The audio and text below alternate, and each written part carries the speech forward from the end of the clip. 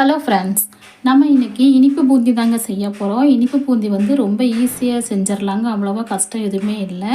நம்ம கடையில் வாங்குறதுக்கு குழந்தைங்களுக்கு வீட்டில் ஹெல்த்தியாக செஞ்சு கொடுத்துர்லாங்க. இப்போ வாங்க இந்த இனிப்பு பூந்தி எப்படி செய்கிறதுன்னு பார்க்கலாம். ஃபஸ்ட்டு ஒரு பவுல் எடுத்துக்கலாங்க. 1 கப்பு கடலை மாவு சேர்த்துக்கலாம்.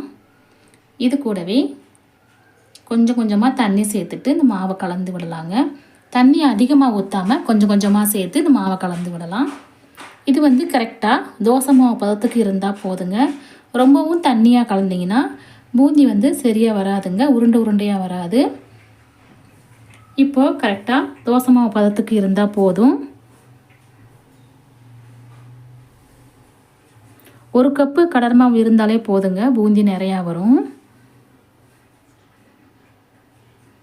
இப்போது இதில் கொஞ்சமாக பேக்கிங் சோடா சேர்த்துக்கலாங்க. கொஞ்சமாக சேர்த்தா போதும். இது நல்லா ஒரு தடவை கலந்து விடலாம். குழந்தைங்களுக்கு ஸ்கூல் லீவ் விட்டாச்சுங்க, சாப்பிட்றதுக்கு ஏதோ ஒன்று கேட்டுக்கிட்டே இருப்பாங்க. இந்த மாதிரி வீட்டில் ஏதோ ஒன்று செஞ்சு கொடுத்துக்கலாம் ஹெல்த்தியாக. இது இப்போ வந்து நான் மஞ்சத்தூள் கொஞ்சம் சேர்த்துக்கிறேங்க. நான் கலர் பொடி எதுவுமே சேர்க்கலை, அதனால் நான் மஞ்சத்தூள் சேர்த்துருக்கேன். இப்போ நல்லா ஒரு தடவை கலந்து விடலாம்.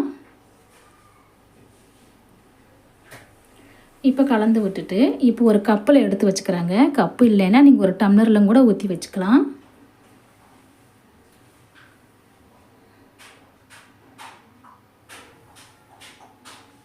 இப்போ ஒரு கப்பில் வந்து எடுத்து வச்சாச்சு. அடுத்ததான் நான் வந்து முறுக்கச்சு எடுத்துருக்குறேங்க. முறுக்கு குழலில் செஞ்சு பார்க்கலாம் எப்படி இருக்குன்ட்டு நான் முறுக்கச்சில் நான் எடுத்து வச்சுருக்கேன்.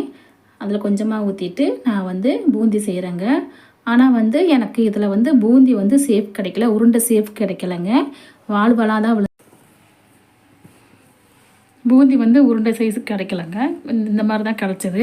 நீங்கள் லட்டு செய்கிற மாதிரி இருந்தால் இந்த முறுக்கு அச்சிலே போட்டு நீங்கள் செஞ்சுக்கலாம். உங்களுக்கு ரொம்ப ஈஸியாக இருக்குங்க. பூந்தி கரண்டி இல்லைன்னா இந்த மாதிரி செஞ்சுக்கலாம். இப்போ நல்லா வெந்ததுக்கப்புறம் நான் வெளியில் எடுத்துடலாங்க.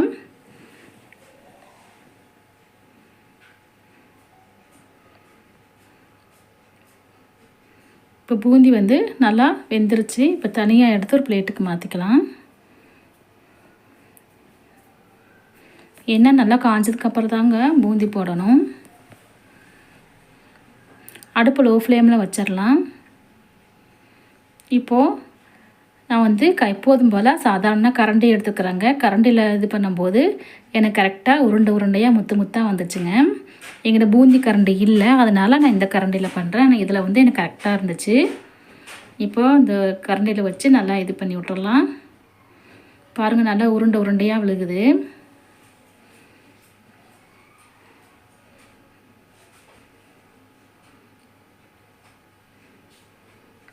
இப்போ நல்லா வெந்ததுக்கப்புறமா திருப்பி விட்டுக்கலாம்.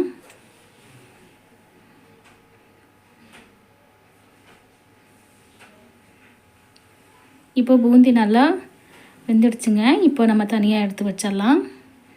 இதே மாதிரி மீதி இருக்கிற மாவில் நம்ம இந்த கரண்டியில் பூந்தி போட்டு எடுத்துடலாங்க. இதுக்கு எண்ணெயும் அதிகமாக இழுக்காது.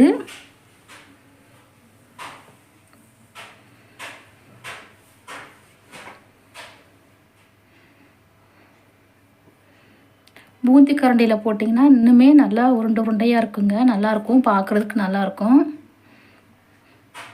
இப்போது இதுவும் வெந்துருச்சு. நம்ம தனியாக எடுத்து வச்சிடலாங்க. இன்னொரு கடாயில் வந்து 1 கப்பு ஜீனி எடுத்துக்கலாம். நம்ம எந்த கப்பில் கடலை மாவு எடுக்கிறோமோ அதே கப்பில் தான் நம்ம 1 கப்பு ஜீனி எடுத்துருக்கோம். இதில் ஒரு 1/2 கப்பு தண்ணி சேர்த்துக்கலாங்க. இது நல்லா கரைஞ்சி கொதித்து வந்தால் போதும். இதுக்கு வந்து நம்ம செக் பண்ணி பார்க்கையில் ஒரு பாகுபதம், அதாவது பிசு பிசுன்னு இருந்தால் போதுங்க. அதுதான் கரெக்டான பாகுபதம். இதுக்கு மேலே ரொம்ப இது பண்ணிடாதீங்க, அப்புறம் ரொம்ப முறிஞ்சு வந்துடும். பாருங்கள், இந்த மாதிரி நுர கட்டினதுக்கப்புறமா இந்த மாதிரி நுரையாக வரும். செக் பண்ணி பார்த்தோம்னா கொஞ்சம் பிசு பிசுன்னு இருக்கும். அந்தளவுக்கு இருந்தால் போதும். இப்போது அடுப்பை ஆஃப் பண்ணிடலாங்க. அந்த சூட்டிலே வந்து நம்ம பொரித்து வச்ச பூந்தியை இதில் சேர்த்துக்கலாம். அதுக்கப்புறமா நான் ஏற்கனவே முறுக்கு அச்சில் போட்ட பூந்தி இருக்குது, அதையும் இதில் சேர்த்துட்டு நல்லா ஒரு தடவை கலந்து விட்டுறலாம். இந்த சூட்டிலே வந்து நல்லா அந்த ஜீனி பாகெல்லாம் நல்லா ஒன்றா செட் ஆகி வந்துடுங்க.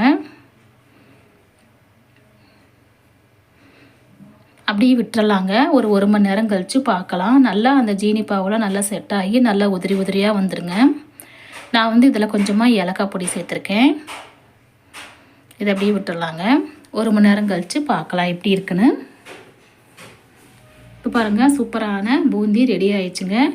நான் மஞ்சள் பொடி சேர்த்ததுனால கொஞ்சம் கலர் கிடைக்கல. நீங்கள் எல்லோ ஃபுட் கலர் சேர்த்திங்கன்னா இன்னுமே நல்ல கலராக இருக்கும். ஓகே ஃப்ரெண்ட்ஸ், இந்த வீடியோ பிடிச்சிருந்துச்சுன்னா லைக் பண்ணுங்கள், கமெண்ட் பண்ணுங்கள், சப்ஸ்கிரைப் பண்ணுங்கள். தேங்க்யூ.